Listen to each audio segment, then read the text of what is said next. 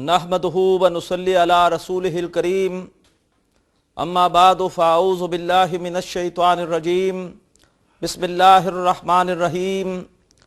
मोहतरम नाज़रीन, अस्सलामु अलैकुम व रहमतुल्लाहि व बरकातुहू।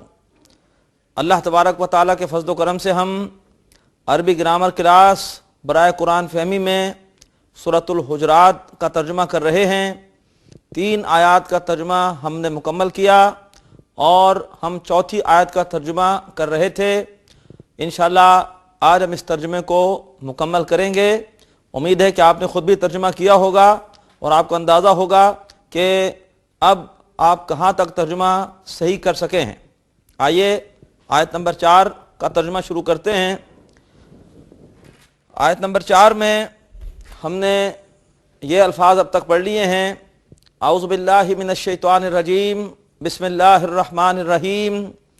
इन्नल्लज़ीना युनादूनका, बेशक वो लोग जो ए नबी सल्लल्लाहु अलैहि वसल्लम आपको पुकारते हैं हुजरों के पीछे से, मिन वराइल हुजुरात, हुजरों के पीछे से।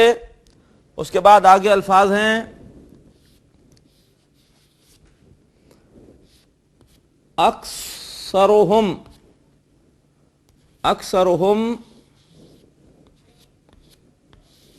ला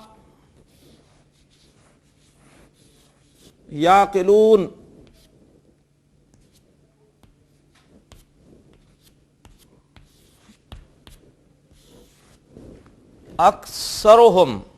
अक्सरुहुम मुरक्कब इजाफी है।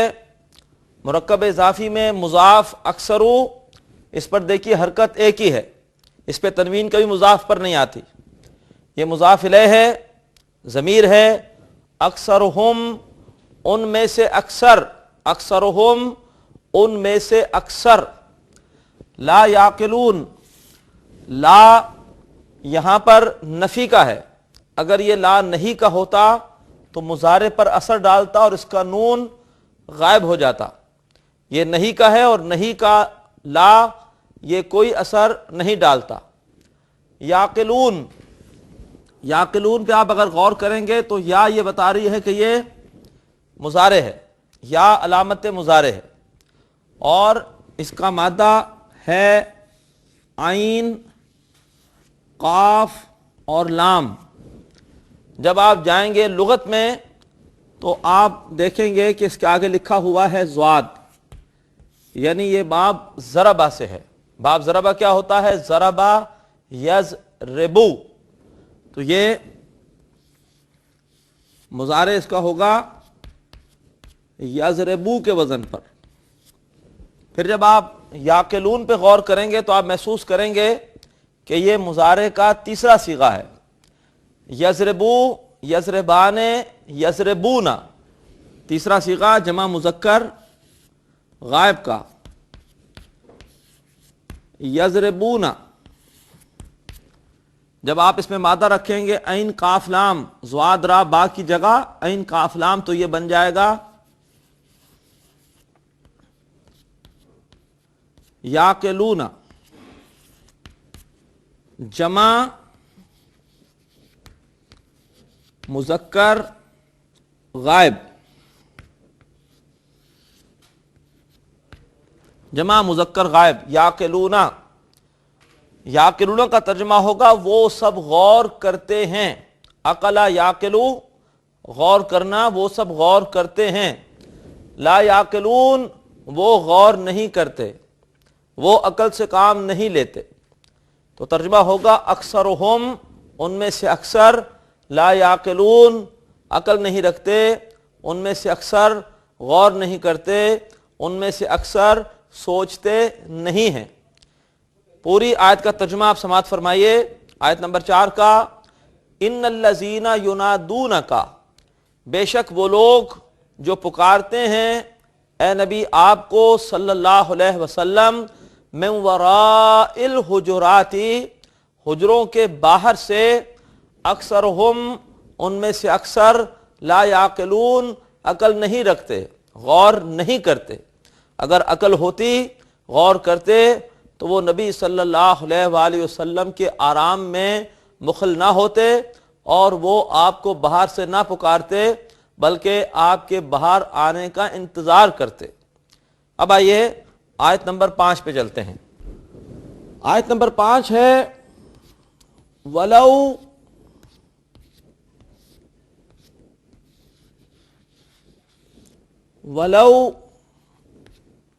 أَنَّهُمْ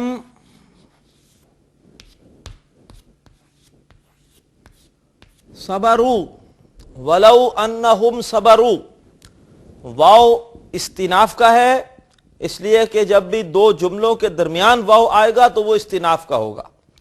دو اسماء کے درمیان یا دو مرکبات ناقصہ کے درمیان واو ہو تو اسے عطف کا کہتے ہیں۔ یہ ایک بالکل نیا جملہ شروع ہو رہا ہے، لہذا واو استناف کا ہے۔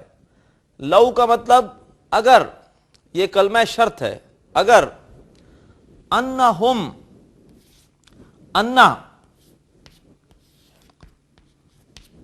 پلس ہم، انا یہ حروف مشبہ بالفعل میں سے ہے، انا، انا، لاکنہ، کانا، لعلہ، لیتا۔ انا، انا کے معنی ہوتا ہے بے شک یا کہ، یہاں پہ ترجمہ کریں گے بے شک، اور اگر بے شک انہوں نے، یا کہ ترجمہ کر لیجئے، اور اگر یہ کہ انہوں نے، اور اگر یہ کہ انہوں نے صبرو، صبرو بہت ہی آسان مادہ ہے، صاد، با اور را۔ آپ جب جائیں گے لغت میں تو لکھا ہوا ہوگا اس کے آگے زواد، یعنی یہ باب ضربہ سے ہے، ضربہ یضربو، ضربہ یضربو، ثلاثی مجرد کے 6 باب پڑھے تھے، ان میں سے باب ضربہ۔ اور صبرو اس میں کوئی علامت مضارع وغیرہ نہیں ہے، لہذا یہ ماضی ہے۔ ماضی کی گردان جب آپ کریں گے ضربہ کی تو بنے گا ضربہ، ضربہ، ضربو۔ تیسرا صیغہ ہوتا ہے ضربو، اور اگر مادہ آپ رکھیں گے سواد 12 تو یہ بن جائے گا صبرو۔ تو ہم کہیں گے کہ یہ ماضی ہے اور جمع مذکر غائب کا صیغہ ہے، اور اگر یہ کہ انہوں نے صبر کیا ہوتا، اور اگر یہ کہ انہوں نے صبر کیا ہوتا،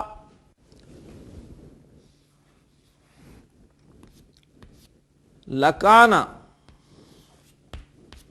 لکانا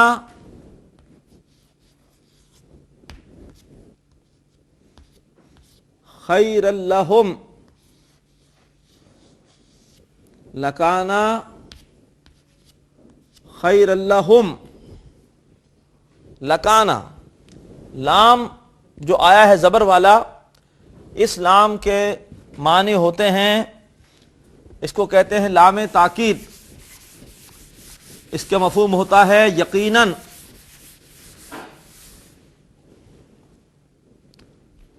یقیناً۔ اور کانا، کانا فعل افعال ناقصہ میں سے ہے، ہم نے بہت سارے افعال ناقصہ پڑھے تھے۔ کانا فعل ناقص ہے افعال ناقصہ میں سے، کانا اور باتا، ظلا، امسا، یہ بہت سارے ہم نے پڑھے تھے۔ کانا اس کا مادہ اصل میں ہوتا ہے کاف، واو اور نون۔ جب آپ لغت میں جائیں گے تو لکھا ہوگا اس کے آگے باب نصرہ، باب نصرہ میں ماضی کا صیغہ ہوتا ہے نصرہ، پہلا صیغہ۔ جب آپ مادہ رکھیں گے کاف، واو، نون تو بنے گا کوانا۔ اور ہم اس سے پہلے پڑھ چکے ہیں کہ زبر کی نسبت الف سے ہوتی ہے، پیش کی نسبت واو سے، زیر کی نسبت یا سے۔ تو زبر کی نسبت چونکہ الف سے ہے تو یہ واو بدل جائے گا الف میں۔ یہ مادہ جس میں حرف علت درمیان میں آتا ہے اسے ہم کہتے ہیں اجوف، اور یہ بات بتائی گئی تھی کہ جن افعال کے مادوں میں حروف علت آ جائیں، حمزہ آ جائے، واو آ جائے یا آ جائے، تو ان میں تھوڑی سی ہمیں دقت ہوتی ہے، اس میں گردان کے اندر یہ حروف ایک دوسرے میں انٹرچینج ہو جاتے ہیں. تو یہ واو بدل جائے گا الف میں، اور یہ ہو جائے گا بجائے کوانا کے کانا. کیوں ایسا ہوا؟ اس لیے کہ زبر کے بعد واو تھا اور واو کی نسبت ہوتی ہے الف کے ساتھ، تو کانا. کانا کا مطلب ہوتا ہے تھا، ہوگا، ہوتا، یہ ان معنوں میں آتا ہے تھا، ہوگا، ہوتا. لکانا یقیناً ہوتا، خیرن بہتر. یہ خیرن جو ہے یہ کانا کی خبر ہے، اور کانا کی خبر ہمیشہ حالت نصب میں ہوتی ہے. ہم نے بات پڑھی تھی کہ نصب پر، ایک اسم پر نصب کن کن وجوہات سے آتی ہے. ان میں سے ایک وجہ یہ ہے کہ کانا یا افعال ناقصہ اپنی خبر کو نصب دیتے ہیں. لکانا خیرن یقیناً ہوتا بہتر، لہم ان کے لیے، خیر کا مطلب بہتر، یقیناً ہوتا بہتر ان کے لیے. پھر ترجمہ سن لیجئے، اور اگر یہ کہ انہوں نے صبر کیا ہوتا، یقیناً بہتر، یقیناً ہوتا بہتر، لہم لام حرف جار، ہم ضمیر، یقیناً ہوتا بہتر ان کے لیے. واللہ غفور الرحیم.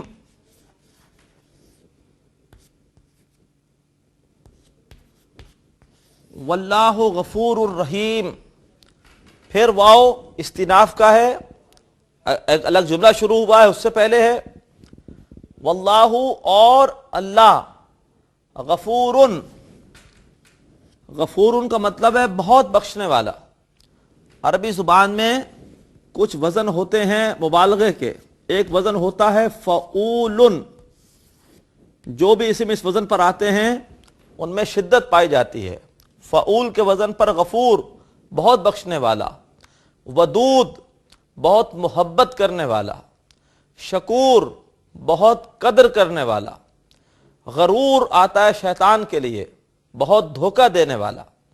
تو جو بھی اسم فعول کے وزن پر آئیں گے ان میں شدت ہوتی ہے، مبالغہ ہوتا ہے. غفور اللہ بہت بخشنے والا ہے.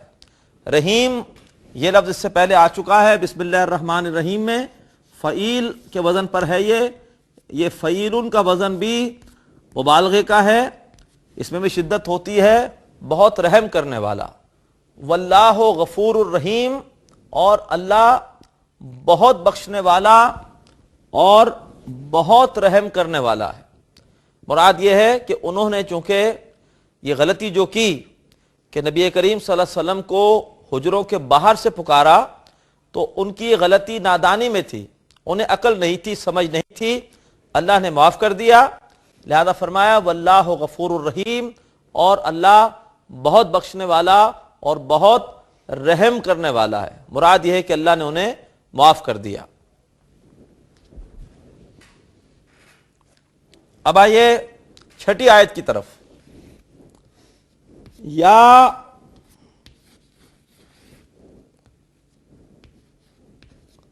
ایھا الذین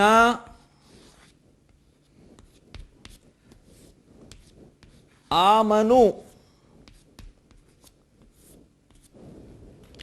یہ الفاظ اس سے پہلے آ چکے ہیں آیت نمبر 1 میں بھی اور اس کے بعد آیت نمبر 2 میں بھی. یا حرف ندا ہے، اے، یا کا مطلب اے. ایھا یہ لگتا ہے جب بھی کسی ایسے اسم کو پکارا جائے جس پر الف لام لگا ہو یا اس میں موصول ہو. تو یا ایھا الذین، الذین کئی مرتبہ آیا، یہ اس میں موصول ہے.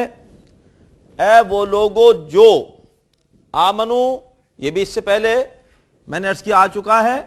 اس کا مادہ ہوتا ہے حمزہ میم نون، اس میں حمزہ ہے شروع میں، اس کو کہتے ہیں محموز الفا، اس لیے کہ فا کلمے کی جگہ حمزہ آیا ہے. اور آمنو یہ بتایا تھا آپ کو باب افعال ہے اور ماضی کا پہلا ہی صیغہ ہے. باب افعال کا ماضی ہوتا، باب افعال میں ماضی کا تیسرا صیغہ ہے. باب افعال میں ماضی ہوتا ہے افعلا، تیسرا صیغہ ہوتا ہے افعلو. اور جب آپ یہ مادہ رکھیں گے تو یہ ہو جائے گا آمنو. اور جب یہ دو حمزہ اکٹھے ہو گئے تو یہ مل جاتے ہیں اور یہ ہو جاتا ہے آمنو. ماضی ہے، یعنی اے وہ لوگو جو ایمان لائے، اے وہ لوگو جو ایمان لائے، یا ایھا الذین آمنو. اس کے بعد ہے ان جاءکم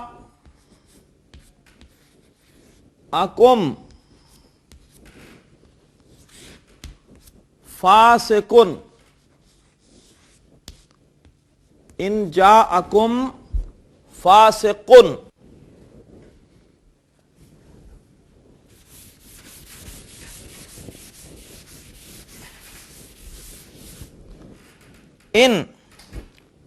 ان شرطیہ ہے اگر، ان شرطیہ ہے اگر جاء، جاء کا مادہ ہوتا ہے جیم یا اور حمزہ، اور یہ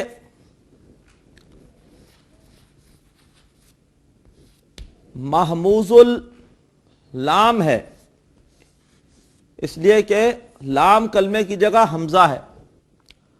اور اس کے ساتھ ساتھ یہ اجوف یائی ہے. کیوں؟ اس لیے کہ درمیان میں یا ہے، تو یہ اجوف یائی بھی ہے اور محموز اللام بھی ہے. جب آپ ڈکشنری میں جا کے دیکھیں گے تو یہ آتا ہے باب ضربہ سے، باب ضربہ سے. اور باب ضربہ سے ماضی کا پہلا صیغہ ہوتا ہے ضربہ. اسی مناسبت سے جب آپ مادہ رکھیں گے جیم یا حمزہ تو یہ ہو جائے گا جیاء، ضربہ سے جیاء. اور چونکہ زبر کی نسبت ہوتی ہے الف سے، یا سے نہیں ہوتی، اس لیے یہ تبدیل ہو کر ہو جائے گا جاء. یا بدل گئی کس میں؟ الف میں. کیوں؟ اس لیے کہ پہلے زبر تھی. اور یہ قاعدہ ہے کہ جب بھی زبر الف ہو تو الف مدہ بنتا ہے، اس کے بعد اگر حمزہ ہو تو یہ تجوید کا قاعدہ ہے کہ اس کے بعد مد آتی ہے، اس لیے اوپر مد لکھی ہوتی ہے جاء.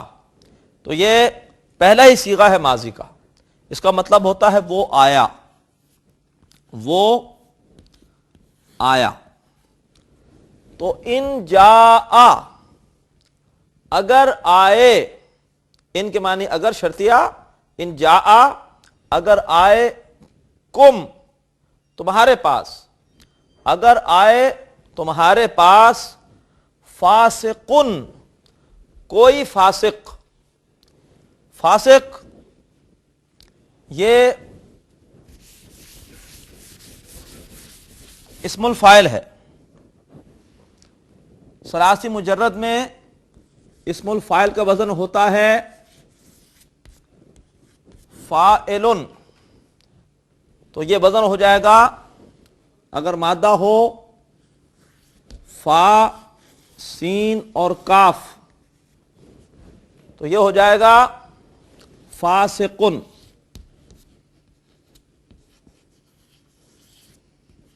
فاسقن. تو اے لوگو جو ایمان لائے، اگر آئے تمہارے پاس کوئی فاسق، فاسق کہتے ہیں اللہ کا باغی، اللہ کا نافرمان، اللہ کا حکم توڑنے والا. تو اے وہ لوگوں جو ایمان لائے، اگر آئے تمہارے پاس کوئی فاسق. الحمدللہ محترم ناظرین، آج ہم نے سورہ حجرات کی آیت نمبر 6 کے ایک حصے کا ترجمہ مکمل کر لیا. بقیہ حصے کا ترجمہ آپ خود کرنے کی کوشش کیجئے اور آئندہ کلاس میں دیکھیے کہ آپ نے ترجمہ کہاں تک صحیح کیا ہے. اللہ تعالیٰ سے دعا ہے کہ قرآن فہمی کے لیے آپ کے ذوق و شوق کو قبول فرمائے اور آپ کو استقامت سے ان کلاسوں سے استفادے کی توفیق عطا فرمائے، اور اللہ تعالیٰ قرآن مجید کو روز قیامت ہم سب کے حق میں گواہ بنائے. وآخر دعوانا ان الحمد للہ رب العالمین. ناظرین، ابھی آپ نے پروگرام عربی گرامر برائے قرآن فہمی کا لیکچر نمبر کے ملاحظہ فرمایا. اب آپ کے سامنے اس لیکچر سے متعلق سوالات پیش کیے جا رہے ہیں. پہلا سوال ہے، صبرو ڈیش کا جمع مذکر غائب کا صیغہ ہے. اے ماضی، بی مضارع، سی فعل امر. دوسرا سوال ہے، کانا ڈیش ہے. اے حروف مشبہ بالفعل، بی افعال ناقصہ میں سے، سی ظرف.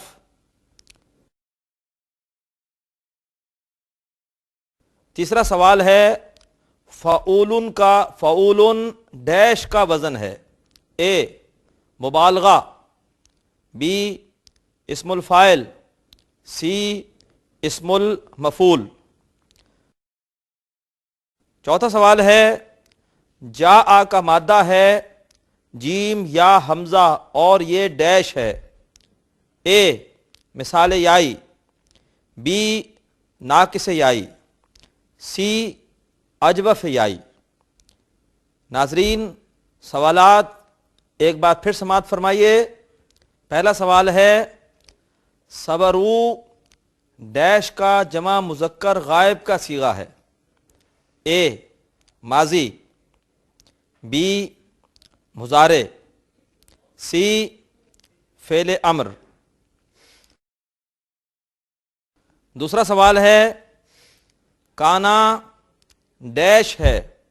اے حروف مشبہ بالفعل، بی افعال ناقصہ میں سے، سی ظرف.